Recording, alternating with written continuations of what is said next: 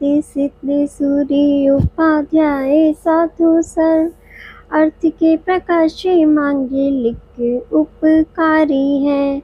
जिनको स्वरूप जान रागते भई जो भक्ति काय को न माए स्तुति उच्चारी है। धन्य धन्य तिन्हीं से काज सब आज भय कर जोड़ बार बार वंदना हमारी है। मंगल कल्याण सुख ऐसो हम चाहत है। हो मेरी ऐसी दशा जैसे तुम धारी है। हो मेरी ऐसी दशा जैसी तुम धारी है। हो मेरी ऐसी दशा जैसी तुम धारी है। जय जिनेंद्र। हमारे YouTube चैनल जिनमार्ग में आपका स्वागत है। हमारा पद्म पुराण ग्रंथ चल रहा है। आप सब ध्यान से इसको सुनिए और स्वाध्याय का लाभ लीजिए। श्री राम ने दूर से ही नारद ऋषि को देख सिंहासन से उठकर विनय पूर्वक आदर सम्मान किया और सभी सेवकों को कहा कि तुम सब इनसे दूर हटो। नारद श्री राम लक्ष्मण को देख महाहर्षित हुए, आशीर्वाद देकर इनके पास बैठे। तब राम बोले, अहो क्षुल्लक ऋषि, कहाँ से आए हो? बहुत दिनों के बाद आपके दर्शन हुए। आप कुशल मंगल हैं? तब नारद ने कहा, आपकी माताएं कष्ट से शोक सागर में दुख रूपी लहरों में डूब रही हैं। यह बात कहने के लिए अयोध्या से आपके पास शीघ्र ही आया हूँ। कौशल्या माता महासती जिनमती निरंतर आंसू बहा रही हैं। आपके बिना महादुखी हैं। उसके दुख को देखकर पाषाण भी पिघल जाता है। आपके जैसे पुत्र माता के आज्ञाकारी होते हुए माता ऐसे कष्ट रूप रहे, यह बहुत बड़ी आश्चर्य की बात है।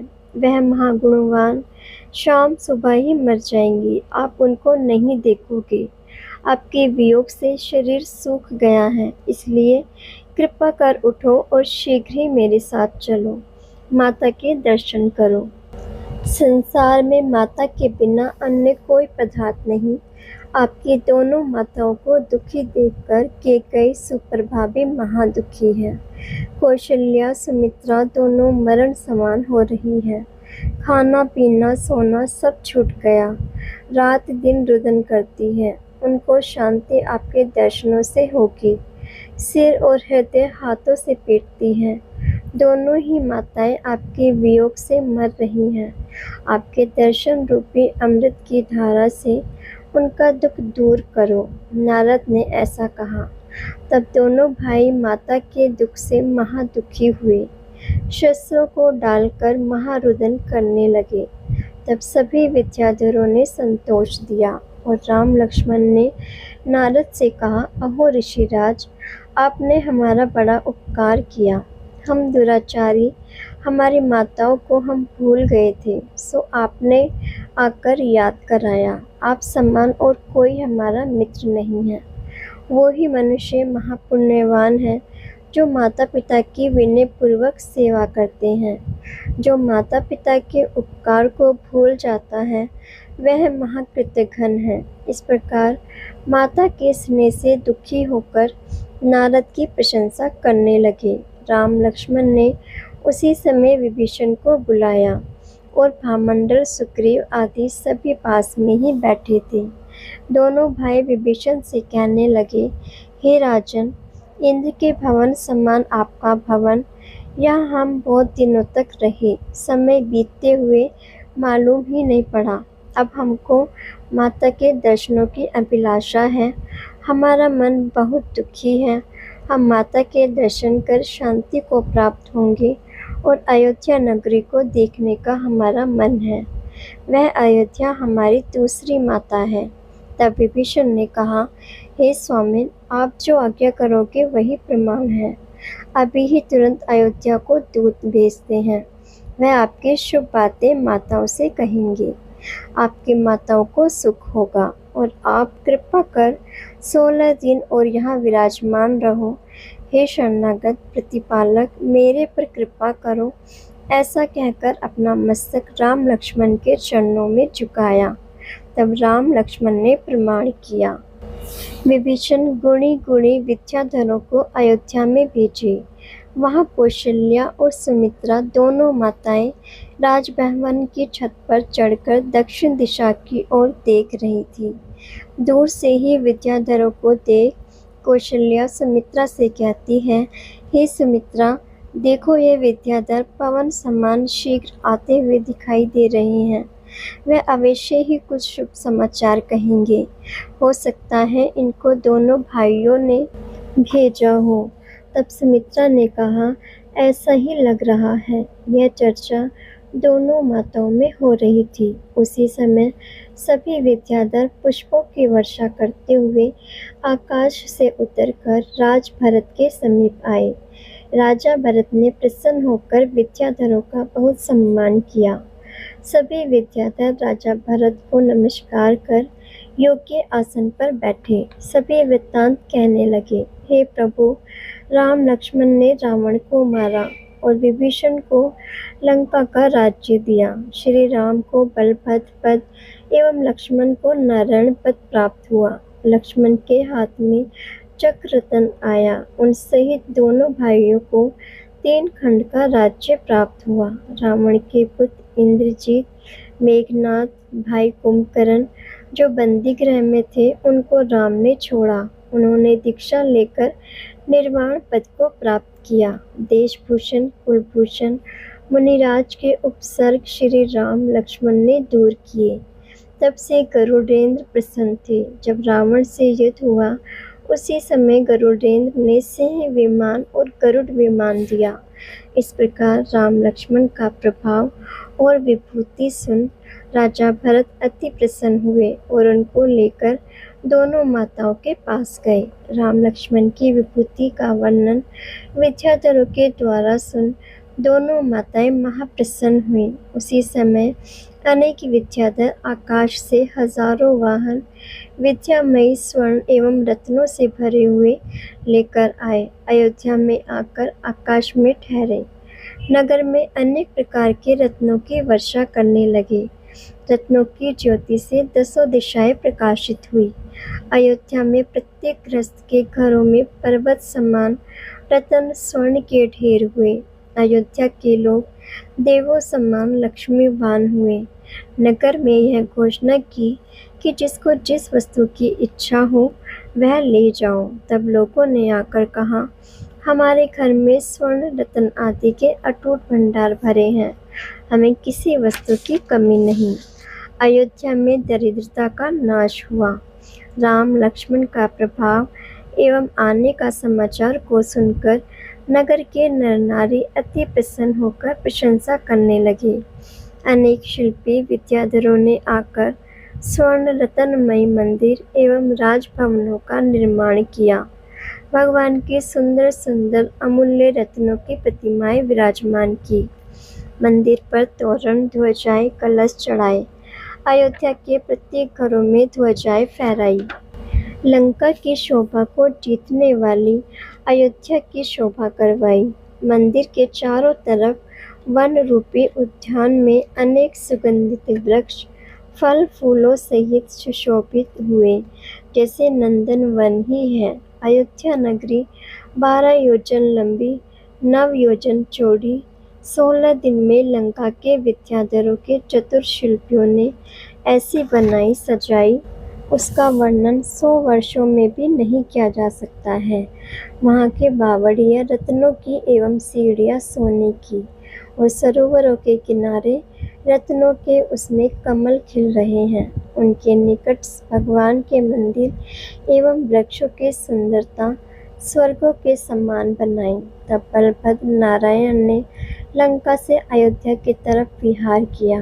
गौतम स्वामी ने कहा, हे सैनिक, जिस दिन से नारद के मुख से राम लक्ष्मण ने माताओं की बात सुनी, उस दिन से और सब भूल गए। केवल दोनों भाई माताओं का ही ध्यान करने लगे। पूर्व पुण्य के उदय से ऐसे महागुणवान पुत्र होते हैं। पुण्य के प्रभाव से सभी वस्तुओं की सिद्धि होती है।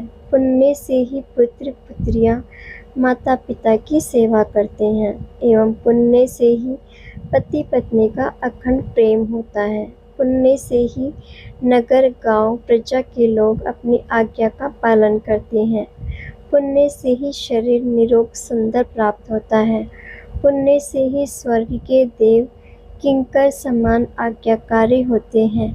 पुण्य कार्य करने से शोक रूपी सूर्य का आताप दूर होता है। अयोध्या नगरी का वर्णन करने वाला 81 पर्व पूर्ण हुआ। पर्व 82 राम लक्ष्मण का अयोध्या में आगमन। सूर्य का प्रकाश होते ही बलभद्र और नारायण ने पुष्पक विमान में बैठकर अयोध्या की तरफ विहार किया। अनेक वाहनों पर विद्याधरों के अधिपति बैठकर राम लक्ष्मण की सेवा में तत्पर परिवार सहित साथ चले। छत्र चमर और ध्वजाओं की लहरों ने सूर्य के प्रभाव को रोकी है। ऐसे आकाश में विहार करते हुए दूर से पृथ्वी को देख प्रसन्न होते हुए चले जा रहे हैं। पृथ्वी गिरी वन उपवन नगर आदि की सुंदरता देख लवण समुद्र को पार कर विद्याधर हर्ष के भरे गमन करते हुए आगे आए। राम के समीप सीता महासती अनेक गुणों से पूर्ण मानो साक्षात लक्ष्मी एवं देवांगना ही है। सुमेरु पर्वत को देखकर सीता राम को पूछती है कि हे नाथ, यह जम्बूद्वीप के मध्य में अत्यंत मनोज्ञ स्वर्ण समान यह क्या दिखाई दे रहा है। तब राम कहने लगे, हे देवी, हे प्यारी, यह सुमेरु पर्वत है। यहाँ पर देवादिदेव मुनि सुव्रतनाथ भगवान का जन्माभिषेक इंद्रादि देवों ने किया था।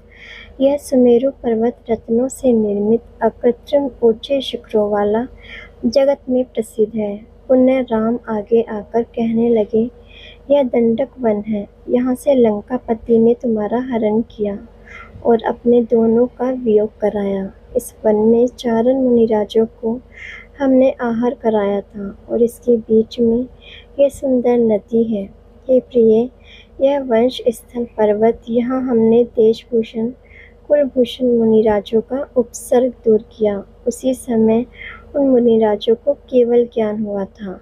हे सौभाग्यवती, यह बाली खिलने का नगर जहाँ लक्ष्मण ने कल्याणमाला से विवाह किया था और इस दशानन नगर में रूपवती का पिता वज्रकर्ण परम श्रावक राज्य करता है। पुनः जानकी पृथ्वीपति को पूछने लगी कि हे देव, यह नगरी कौन सी है जहाँ विमान समान घर महल भवन इंद्रपुरी समान सुंदर दिखते हैं। अभी तक यह नगरी मैंने कभी नहीं देखी। ऐसे जानकी के वचन सुन जानकी के नाथ सामने देखकर कहते हैं, हे प्रिय, यह अयोध्यापुरी विद्याधरों के चतुर शिल्पियों ने बनाई है। लंकापुरी की ज्योति एवं शोभा को जीतने वाली। राम आगे आए तब सूर्य के विमान समान राम का विमान देख भरत हाथी पर चढ़ आनंद सहित इंद्र समान विभूति से युक्त राम के सम्मुख आए। सभी विद्याधरों से विमान आते हुए दिखाई दिए। सभी दिशाओं से विमान आते हुए दिखाई दिए। भरत को आते देख राम लक्ष्मण ने पुष्पक विमान को पृथ्वी पर उतारा। भरत हाथी से उतरकर पास आए। स्नेह से भरे राम लक्ष्मण दोनों भाइयों को नमस्कार कर चरणों में भेंट रखी और आरती उतारी। दोनों भाई विमान से उतर भरत को हृदय से लगाकर मिले, परस्पर कुशल मंगल की शुभकामनाएं पूछी और भाई भरत को पुष्पक विमान में बिठा लिया और अयोध्या में प्रवेश किया। अयोध्या को राम के प्रवेश के लिए महासुंदर सजाई गई थी। कई प्रकार के विमान रथ अनेक हाथी घोड़े आदि सवारी के कारण मार्ग में जगह नहीं। अनेकों प्रकार के बाजे शंख झांझ भेरी ढोल आदि बाजों का कहाँ तक वर्णन करें। महामधुर बाजों की ध्वनि हाथियों की गर्जना सेनाओं के शब्द मायामयी सिंह आदि की गर्जना वीणा बांसुरी की ध्वनियों से दसों दिशाएं गुंजित हो गई। बंदी जन विरत कहते हैं, नृत्यकारिणियाँ नृत्य करती हैं। ऐसी महाविभूति सहित दोनों भाई महामनोहर सुंदर रूपवान गुणवान विनयवान बलभद्र नारायण ने अयोध्या में प्रवेश किया। अयोध्या नगरी स्वर्ग समान, राम लक्ष्मण इंद्र पतीन्द्र समान, सभी विद्याधरों देव समान, उनकी महिमा का कहाँ तक वर्णन करें। श्री रामचंद्र जी को देख प्रजा के लोग आनंद सहित प्रसन्न होकर अर्घ चढ़ाते, आरती उतारते। जगह जगह कदम कदम पर जगत के लोगों से पूज्य दोनों वीर महाधीर, उनके लिए सभी लोग शुभकामनाएं करने लगे। यह दोनों भाई सबको आशीष देते रहे। कोई कहते हैं, हे देव आप जयवंत हो, वृद्धि को प्राप्त हो, चिरंजीव रहो, जुग जुग जियो, महारिद्धियों के सुख भोगो। इस प्रकार नगरवासी लोगों ने शुभकामनाएं की। अपने अपने महलों के ऊपर चढ़कर अनेक प्रकार के पुष्पों से वर्षा करने लगे। मोतियों के अक्षतों का क्षेपण किया। पूर्णिमा के चंद्र समान राम, नीलमणि समान लक्ष्मण, उनको देखने के लिए नगर के नर नारी अनुरागी हुए। सभी काम को छोड़ झरोखों पर, खिड़कियों में, छतों पर बैठकर स्त्रियां देख रही हैं। गली गली, मोहल्ले मोहल्ले में, मार्ग मार्ग पर अनेक लोगों का सेबाल हो रहा है। भीड़ के कारण किसी के मोतियों के हार टूट गए। वे ऐसे लग रहे हैं जैसे मोतियों की वर्षा हो रही है। कोई स्त्रियां कह रही हैं, श्री राम के पास राजा जनक की पुत्री सीता बैठी है, उसकी माता रानी विदेहा है। श्री राम ने साहसगति विद्याधर को मारा, सुग्रीव का रूप बनाकर घर में आया था। विद्याधरों का दैत्य राजा वृत्त का नाती कहलाता था। यह लक्ष्मण राम के छोटे भाई, इंद्र समान पराक्रम के धारी, उन्होंने लंकेश्वर को चक्र से मारा। और यह सुग्रीव, इसने राम से मित्रता की। यह भामंडल सीता का भाई, जन्म से ही इन्हें देव हर कर ले गए थे, पुण्य दया कर छोड़ा। राजा चंद्रगति ने पालन किया। देवों ने कानों में कुंडल पहनाए, उस कुंडलों की ज्योति से उनका मुख चंद्र समान दिखा, इसलिए उसका नाम भामंडल रखा। यह राजा चंद्रोदय के पुत्र विराथित, यह पवन के पुत्र हनुमान, कपिध्वज। इस प्रकार आश्चर्य से युक्त नगर के सभी लोग चर्चा करने लगे। अब हम जगत के सभी जीव सुखी हो, इसी मंगल भावना के साथ यही विराम लेते हैं। कल हम इससे आगे का स्वाध्याय करेंगे। इसे आगे सुनने के लिए चैनल को सब्सक्राइब करें, लाइक करें और शेयर करें। जय जिनेन्द्र।